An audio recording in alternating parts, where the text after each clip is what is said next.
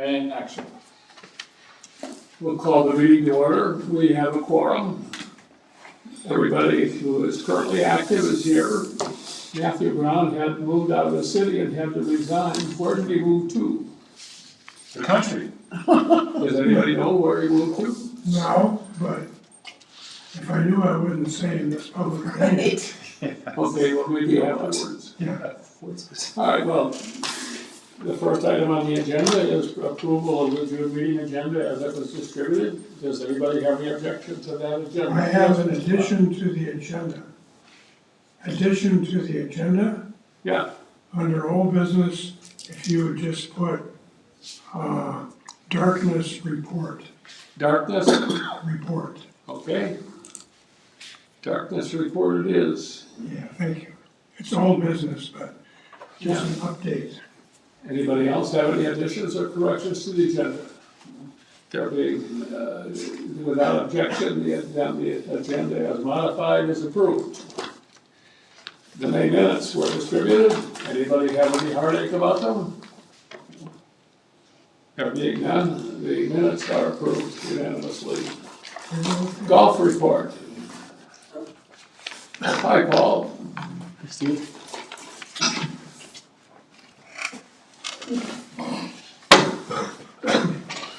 Well, let's see, there's a couple of new details. I guess we finished our first month. We kind of opened up 14th, 15th of May. And yeah, I think that was a okay weekend, but then the weather from there got pretty bad for quite a while. And recently it's been quite pleasant. So yeah, the growing season's here. Of course, we had winter scald on some of the greens and in the fairways and stuff. And then it was just really cool to see it as soon as things were just sitting there until we got a little rain and then a little heat, and it just changed really quick. So that was a great sign. We've got a couple of areas on green surfaces we're going to be working on starting next week. But nothing's out of play and everything's playable. Yeah, so it's going good. The course is looking good. We've got a few addition in carts. We had talked about those used carts we had tried to get from a neighboring course. That didn't pan out, so we kind of just continued forth with our keeping on the new carts, and so we got 3 new carts. Those are in there great. So yeah, that helps us. We've now got 9 of the new gas carts in our fleet, so it adds up over time, and we still have. Well, the old ones that we're struggling with, we've got 5 of those from the last century, old Yamaha units that we keep available for twilight golfers, late golfers. And then, but out of those, we're struggling to keep them running. So we've got, a couple that we put out that we know run good and all that. And then the other ones we've got parts ordered. We're trying to remedy that, so we want to have those available for people who want to play into the evening. We've got some new people that have applied for working there at the course to help us in the clubhouse. Lisa Furlong, who has worked there in the past, she lives just basically right across the street, so it works out really good, and so she's looking at working for us part-time. Brian Sari, he's a member, young man, and he's going to help us out for a part-time also in the clubhouse. So that's good. We've always been struggling with that. Aaron Mayers joined us last year, and he's back with us this year, and he's really, really great, been great. He's kind of a switch hitter. He helps us outdoors and indoors anywhere we need help. So he's been a great addition. There's a young man, Jack. I drawn a blank on his last name, but just a young man, 15 years old. and he's coming on to just have like pretty much first job experience, and we'll work with him. He'll be helpful for helping us do things like, you know, raking bunkers and just little jobs. He can't really operate any equipment at that age, but we've had employees at that age, and they what's nice is if they work out, they enjoy it, and they work out, they come back for a few years, and you get to know them a little better, and then they get a little pride in the course and all that. So we're hoping that that happens here too. Yeah, other than that, I don't know. We've got products coming in that we've ordered for, you know, for fertility and keeping our greens secret sauce, keep them optimum. and then leagues are starting this week, so that's neat. I guess our overall numbers, which is a big deal with the course, is not too bad. I mean, last year was really jumped for us. I think we were up like 20% or something like that last year, and we didn't get there this year, but we did. We are where we were the previous year, or maybe a little bit better. So I was glad to see that because 10 days ago we were looking at the numbers going, come on, you know, and but yeah, things have picked up. Leagues coming in, and we've got some new members. We've lost a few members here and there, but that's just kind of the natural progression. But yeah, we're always glad to have new members come in, and yeah, other than that, I can't think of any. We've got also next week, next Tuesday, we're having our tournament with the North Shore Federal Credit Union. I think it's the Hunger Heroes benefit. So that is it's like a best ball tournament, and that's filled out. All the teams that can play are all filled out, so that's good. You got, when you're opening on the 15th, and you got to have a full roster of teams. I was kind of worried about that, but it filled up pretty quick. So that's good. We've got Danny Ford is running leagues, and he's doing pretty good with that. We've got this weird little custom computer job that Dan had come up, basically had a design for the handicaps on our course that seem unique versus anybody else's. So he's got this little system, and I mean, it doesn't even get plugged into the internet or anything. It is what it is. So that's still running. So anyway, Danny's running that, and it's going good. Yeah, I guess. We've got our grinders. I think we put that through in motion to purchase those grinders. So we've been using, we've been using them kind of all along anyway. But yeah, we went ahead and reground our greens reels already this year, and generally we go through all the reels.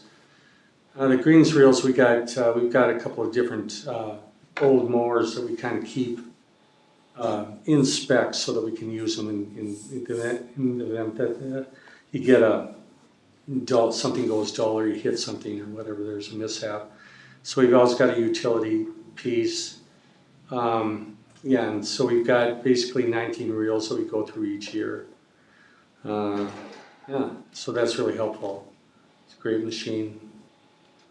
Gives us a lot of confidence that we can set it up. We had Mike Groth that has joined us part-time. He's helped out a lot with mechanical things. We had the weirdest little drip off of our greens mower. It's coming from the engine, we knew that, but he basically dissected it. We took it off and rebuilt it, and it was just kind of something to do with the gasket, but there were some interior bolts that were loose, and it kind of just a weird deal. But anyway, we've got that all taken care of, so that was neat, because that had been going on for a number of years, and we had been remedying that by just cleaning it and kind of putting some absorbent material where we thought it would help. But anyway, you don't want oil on your greens. So anyway, that's I guess that's just a little detail about what's going on up there.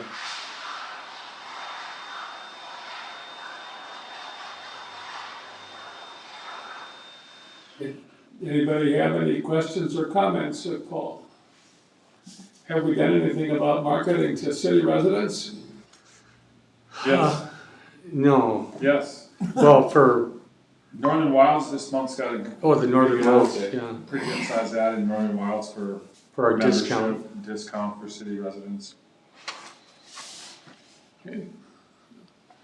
Oh, the other thing I forgot to mention too is, yeah, we've got the North Point group as far as members go, and they've been still active and growing, you know, they're bringing in a lot of kids and, you know, that's exciting, of course, but we are really noticing more of the older kids coming back to play, and so that's good. We like to see it. And they play every Monday as a group, and it's just they all have passes that are sponsored through the North Point, and then they gather on. We have a time when they can go off.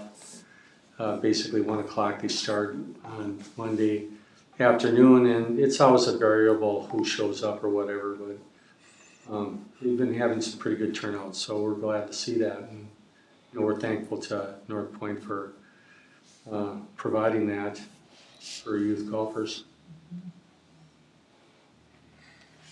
Okay. Anything else? Thank you, Paul. Yep, thank you. Thanks, Paul. The next item on the agenda is the city council report, right? Yep. We had kind of a quiet city council meeting on the 20th of May. Excuse me.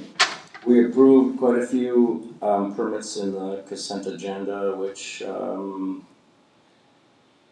we already know about a lot of those. Some of them are already over with, but mostly there was 9 things approved in the consent agenda. And then we also talked about a new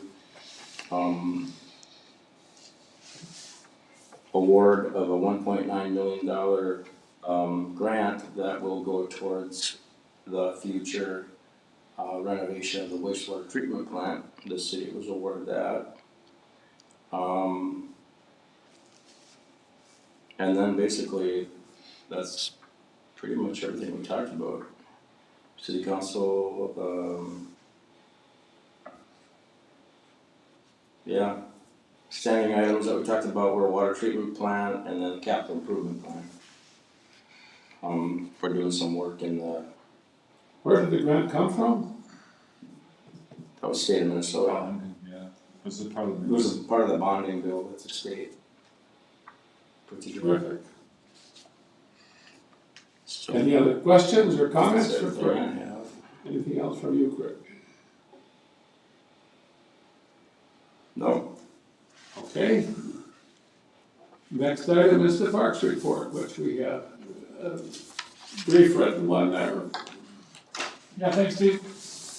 Well, similar to Paul's story of the golf season being put on a damper with the cool wet weather, camping was the same way in May.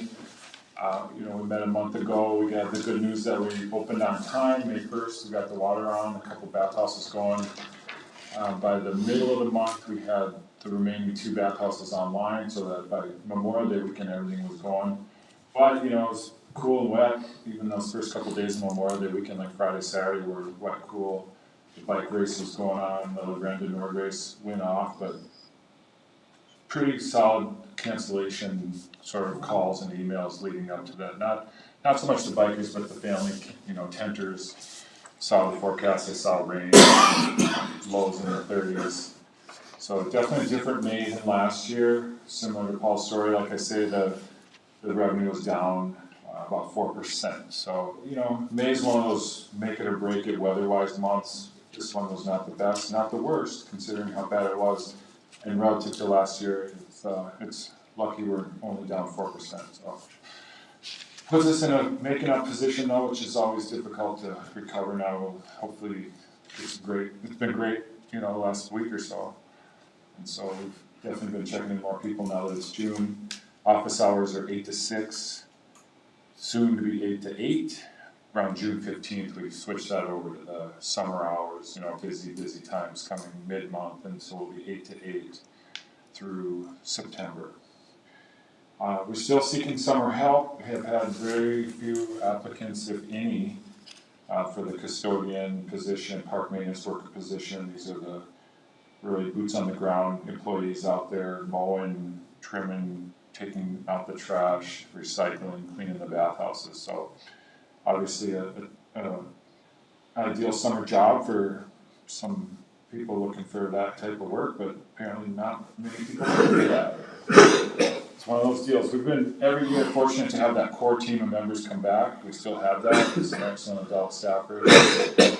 What we really miss is 2 high school age students that aged out, did not return this summer. So we do have a pretty big gap of 2, possibly 3 of the maintenance workers. So I'll keep beating the bushes, keep asking for you guys to send them our way if you know of anyone looking for a good summer job. So what do you do without these people? Does it just stretch the staff? Yeah, we try to do less where we can, if possible. Like we're really kind of hoping for a drought, honestly, because then we don't have to mow. But hope's not a strategy. So we just don't get too overwhelmed. We sort of prioritize things. We put the bathhouse cleaning as the top priority and the mowing as the secondary, right? The grass will be there tomorrow, but the toilets need to get cleaned today. So we prioritize. And we're in discussions, we're trying not to take on additional duties, but we're downtown, emptying green garbage cans and that sort of business is a priority as well, so we're doing the best we can with what we've got. It's fortunate that the team we have are dedicated and efficient or proficient, and we don't have to spend a lot of time training or, hand-holding, so we're just really lucky we have what we have. And we hope they stick. And we've kind of set that tone to not burn them out, not get overwhelmed. If we got some tall grass around the trailers, so be it.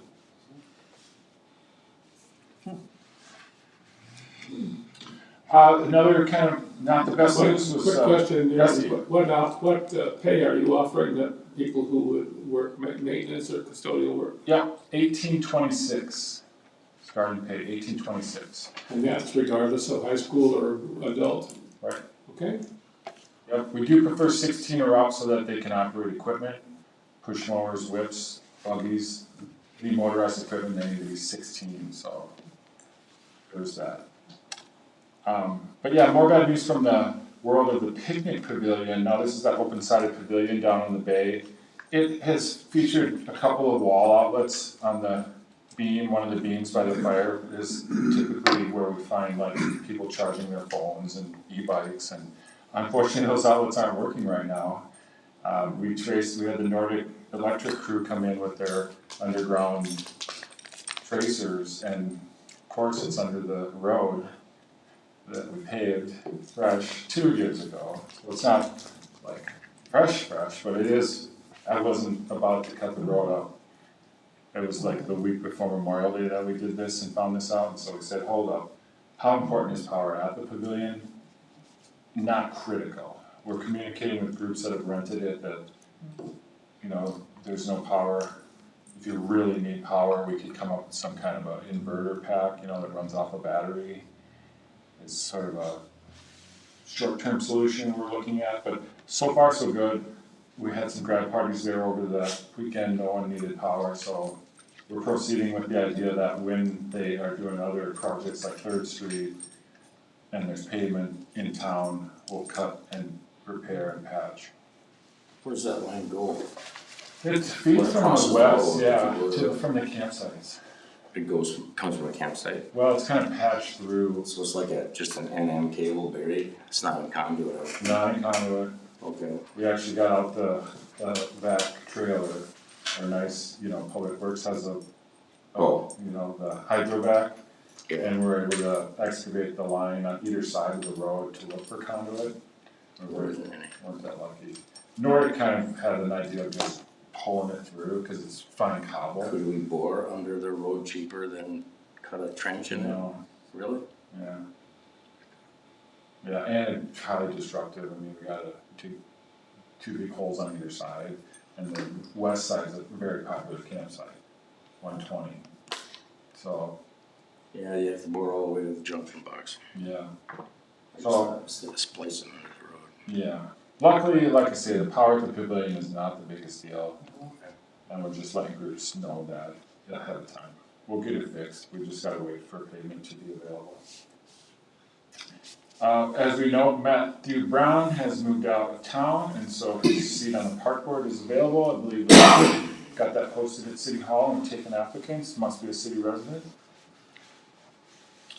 And then just a reminder for some events coming up here in June, we got the Pride Celebration this Saturday the 13th, that's down in Harbor Park all day. The Wooden Boat Show is gonna set up in the Marina Space on Saturday the 20th. And this is off-site, but the Lutz and 99ers at the end of the month on the 27th. It's kind of late this year, and it's definitely got us full up, but so too does the 4th of July weekend, which is right behind that, so. Definitely getting busier as the month goes, and historically, that weekend of the 19th and 20th, where the solstice and the boat show comes in, it's like the start of it, busy, season, full every night, that sort of business.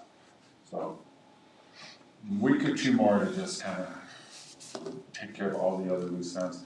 We've set up really well right now. I feel like the marina's done, all the repairs to the marina's done. The accessible kayak dock got installed last week. The mooring balls are in. Like I say, bathhouses are open. Everything's back. So we're feeling good. The softball leagues, women's night is starting this Thursday. We'll be playing on the rec park field and the Pappy Right up at the Little League Community Center. And so the T-ball, parent pitch, Little League is Tuesday nights, but that doesn't get started, like games don't start till like another couple weeks. I see they started to assemble the pump track and the hockey rink is getting set up. It's kind of It is so, they're starting it, yeah, yeah. I heard that they were having some trouble, Yeah, I heard that too. but they're, Yeah, working on it, so. yeah. So it's good. Let's hope for hot, dry weather. And a few more applicants. What are the office hours on Saturday and Sunday? This weekend will be 8 to 6. Until the 15th, we go 8 to 8. And that's, so it's 7 days a week, 8 to 8? Yep. Okay.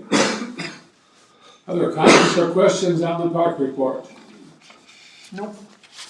All right, new business, hiring an archaeologist for the state. But we also have this application for the fish burger stand. Oh, yes, yes, indeed, Steve, good eye. I'll add that to the agenda under new business.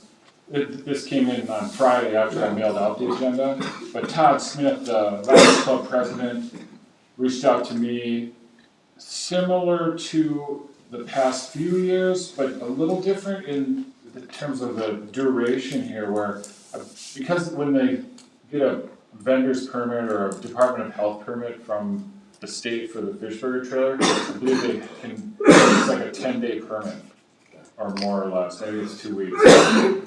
But in the past couple of years, they wanted to take advantage of all those days and set up and make some extra sales on the busy weekends. And the last couple weekends in July, if I recall, the last year I looked at the application, and it was only the 2 weekends at the end of the month that they asked for setup for additional setup. Now they're asking for, you all right, Bob? We're gonna drink water. I take it you're comfortable with their application? Entirely.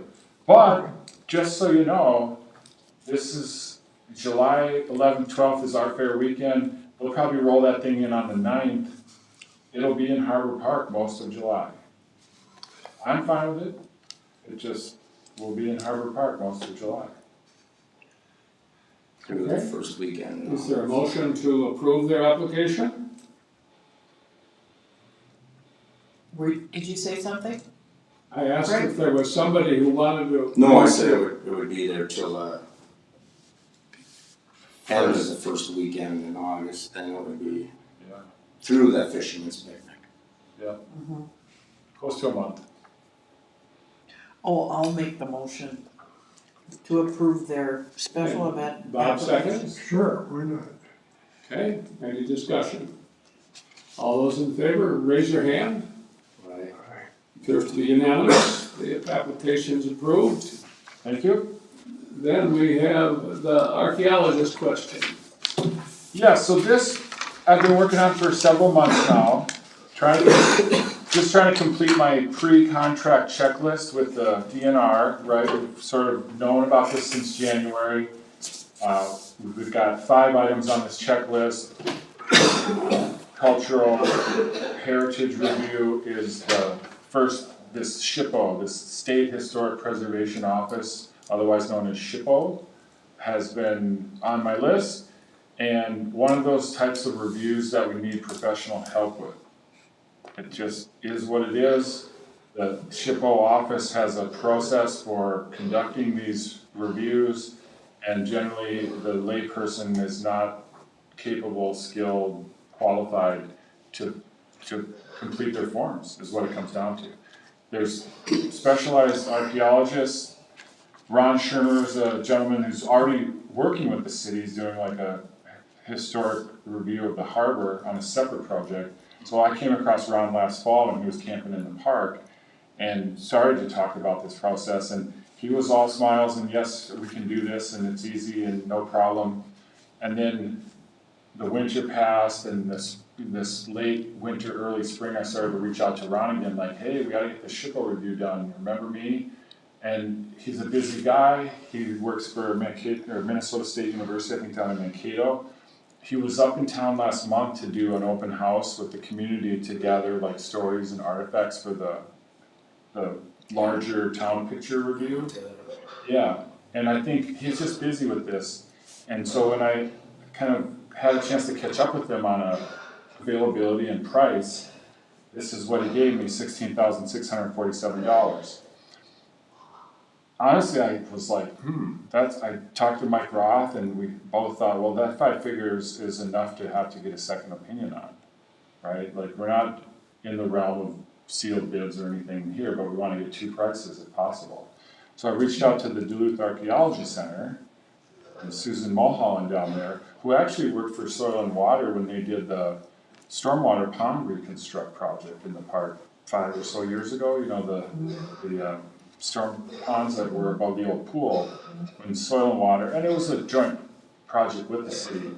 When they did that work, they had to do the same type of review because they were getting federal state monies. So they contracted with Susan and she investigated the pond area and the little creek bed.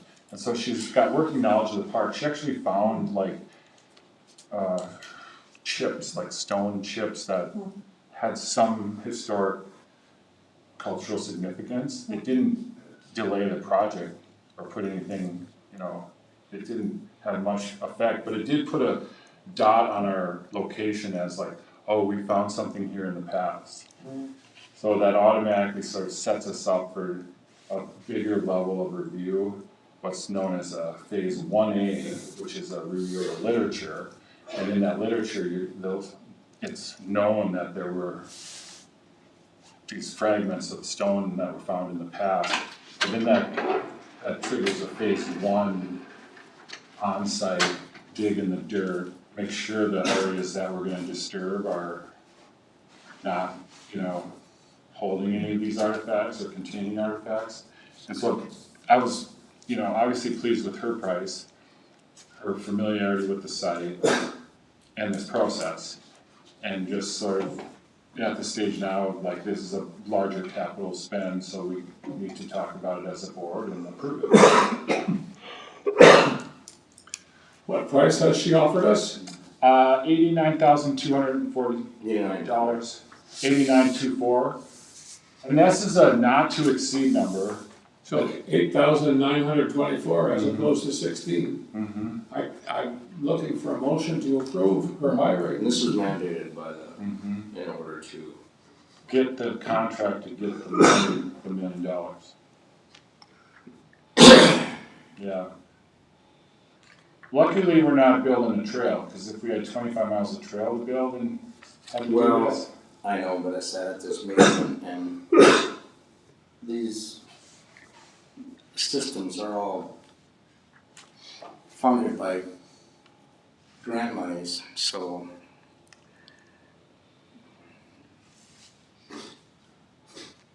Is this not like double dipping?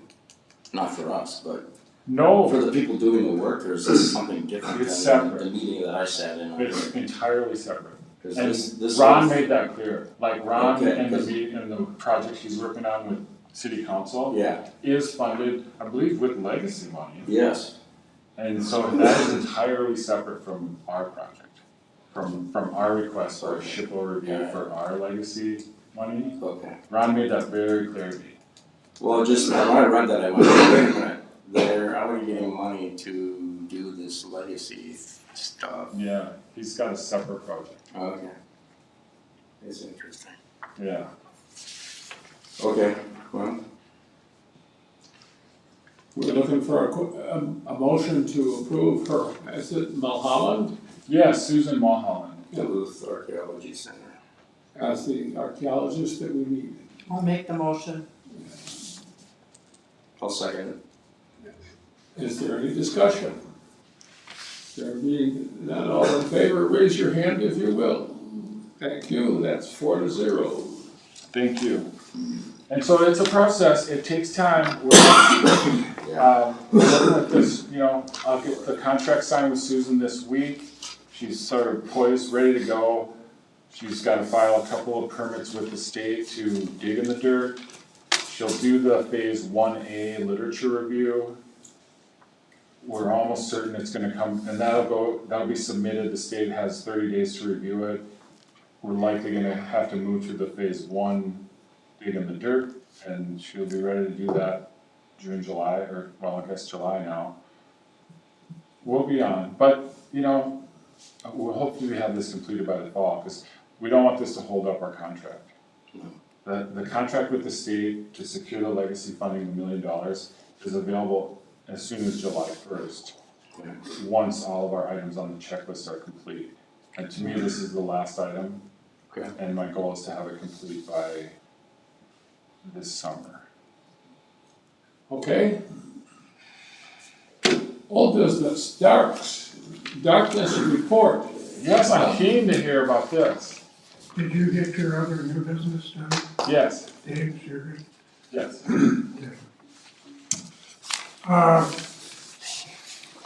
The park has a policy of keeping the skies over the park as dark and natural as possible. And to that effect, all reservations have a little disclaimer at the bottom that says, please keep your lights down, keep your lights to yourself. Don't do anything too flamboyant or dramatic. Keep an eye on your neighbors, be respectful. And I don't think there's been any blowback on that, Dave, has there? No, but there has been a compliment. One of the folks checking in, the gal checking in just the other day, read the email, saw the dark sky statement, and was really happy to see it. So everybody is aware, or will be aware, that there's an effort to keep unnecessary lights down at night. So there is a Starry Skies organization that has chapters, and the local chapter has an interest in this park and keeping it as dark as possible. So Dave and I looked at the map of all the campsites, and we marked out 10 spots. It would be good examples of dark places. Excuse me. I talked to the Starry Skies folks, and it turns out to do a scientific measurement on a true dark sky assessment, using a sky quality meter, which is a little gadget. You go out at midnight and you hold it over your head and you take readings. It is kind of a sophisticated process.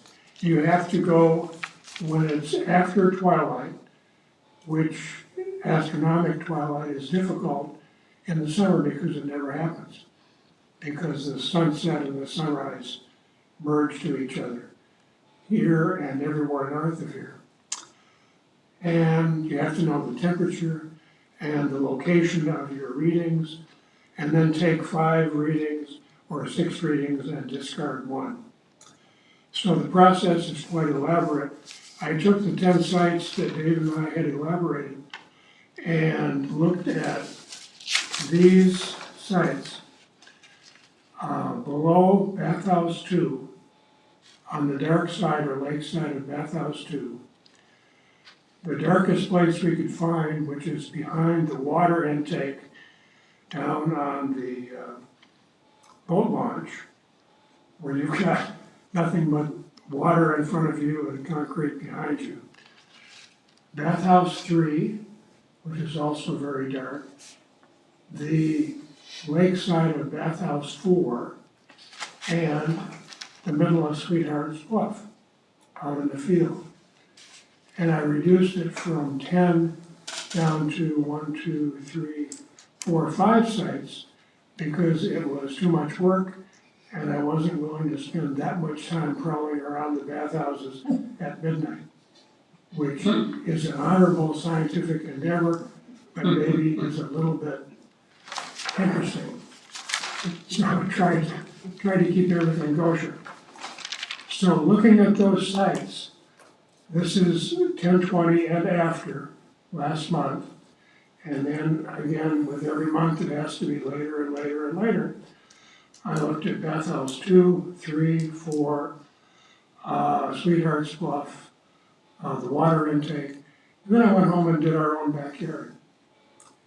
And I didn't do enough readings to make this scientifically admissible. The temperature during those warm times was actually 69 or 70 degrees. This is, 3 weeks ago when we had the huge warm-up here. The readings for light were all amazingly dramatic, using a sky quality meter, which reads in mags per arc second squared. We got a reading of 20-ish, 20.1, 20.2, 19.9, 20.6, which is incredibly dark for anything within the city limits. You'd expect to get this if you went out in the woods or you went, just way out and there's no light and nobody. So I have to run these by the folks that understand these things better than I. I think the darkest place in the park is behind the water intake, which would make sense because it's concrete on one side, lake on the other. Close second would be my backyard, which is 4 acres of woods off the highway, a long ways from any houses. So I will try this again next new moon, when there's no moon, and see how it compares as we fill the park with campers. But this is strikingly dark and strikingly consistent, and I think trying to get these readings done close to midnight, when you're prowling around bathhouses looking for a dark spot, is kind of a difficult position to be in. But I'll keep creeping around and trying to gather these and then try to average them out. I have no hopes of making this truly scientific, because you have to know the twilight, the temperature, the location within, I think it's like 6 decimal places, and then do 5 readings and discard any others. But we'll try to get some handle on how dark it is and where it's dark. The reason it's so dark behind bathhouses is that the lights are on one end and the other side is dark and people don't bother it. It is amazingly black on the lake side of Bathhouse 4, or Bathhouse 2, slated for demolition, is amazingly dark on the lake side. I wasn't willing to do any readings within the campground itself, because enough prowling around. Surprisingly, the brightest spot in the park is the middle of Sweetheart's Bluff. You'd think that would be dark, but you get out there away from the trees, there's enough skylight coming down that it actually lightens it up more than the back of the bathhouse. wall itself. But it was interesting, and I'll do it again with every new moon, when it's totally dark. And then maybe pick the darkest or most reliable spot and do a formal reading and report it to the astronomic folks, because they like to keep track of how dark it is within cities. There is a format for submission, and it's quite elaborate and quite precise. And I've not done that, and I would need to get some help in doing that accurately. Is it fair to say that the import for us at this point is that we got a pretty good deal going and we don't want to screw it up? You got a great deal going, it is amazingly dark, especially in the corners around the dark side of bathhouses, and you don't want to screw it up. So when we get the final report, we probably want to promote it a little bit on the website, for example. If we can get this formalized, tighten up the science a bit, and then make it a regular report,